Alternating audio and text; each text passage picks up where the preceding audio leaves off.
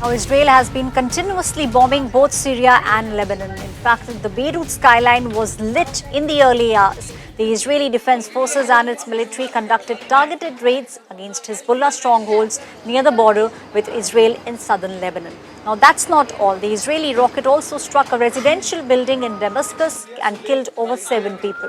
The strike, in fact, demolished the first 3 floors of a building, and that led to a lot of debris which covered the surrounding areas. Crushed several cars. Ambulances and evacuators arrived on the spot to rescue the survivors and to clear the wreckage.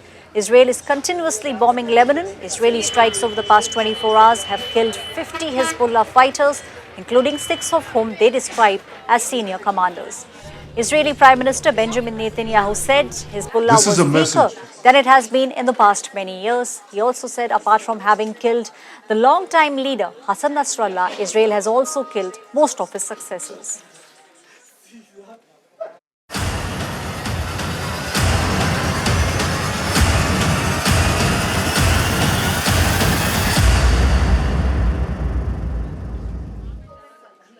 My colleague Gaurav Sawant, who's been reporting from the war front, he's joining me from Hafia in Israel. Gaurav, this is a war which will not be slowing down anytime soon. We have seen the stern messages coming out from the Prime Minister, Benjamin Netanyahu, clearly saying Israel has the right to defend itself, and that's all that Israel is doing, defending itself.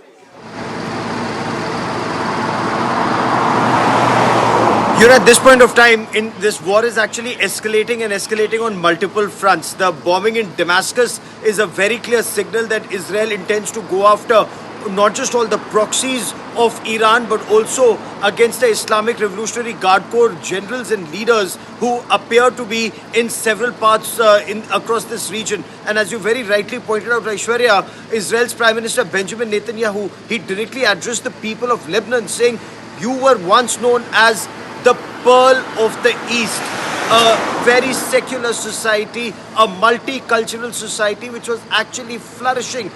Beirut was one of the biggest tourist destinations in West Asia, and yet it's now been reduced to virtually rubble, especially parts of southern Lebanon. The Israeli army, and that's a big story that we've just been able to gather from our sources in the Israeli Defense Forces.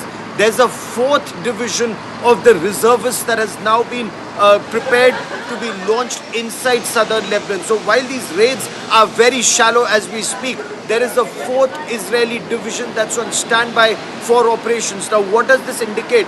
If 4 military divisions are at the southern Lebanon border, shallow raids are being carried out inch by inch. The Israeli army is moving forward. They have a plan, and their plan is use their airstrikes to completely pulverize the strongholds of the Hezbollah. First, their aim was just the Litani River.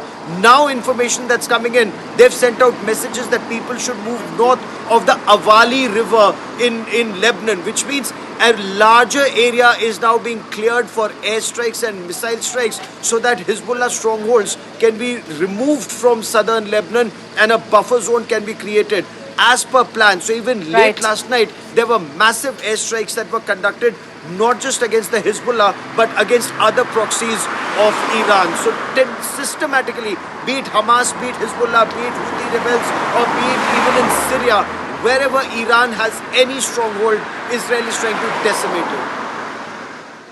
Gaurav, a war on almost all the fronts. That's what we are seeing at the moment. In your opinion, Gaurav, do you believe that we will see any kind of let-up, or do you believe that this is a war which will keep on escalating in days to come? We also saw how calls have been made. The UN is saying, the US is saying that there has to be a ceasefire, but it seems like Israel's one focus is that they have to decimate.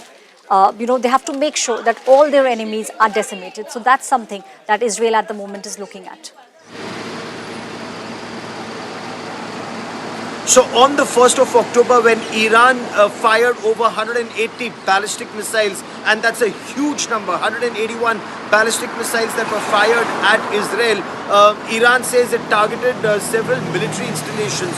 Israel will respond. In fact, the defense minister of Israel, Yoav Gallant, was to travel to the United States to have an interaction with his American counterpart, Secretary of Defense Lloyd Austin. From what we are being able to gather right now, that visit to the United States may not happen just as yet.